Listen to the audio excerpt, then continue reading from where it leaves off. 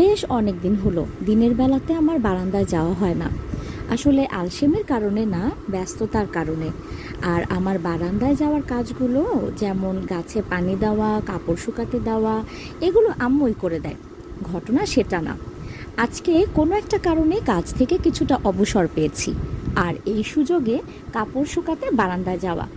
তারপর আমার গাছগুলোর দিকে একটু তাকালাম, ঠিক তখনই চোখ পড়লো বিশাল বড় সাইজের লাউ পাতার মতো দেখতে অনেকগুলো পাতা বেয়ে বেয়ে একেবারে নারিকেল গাছের পাতা পেঁচিয়ে ফেলেছে। পরে জানতে পারলাম যে আম্মু মাটিতে কতগুলো কুমড়োর দানা ফেলে রেখেছিল, আর সেই দানা থেকেই এই কুমড়ো গাছের উৎপত্তি।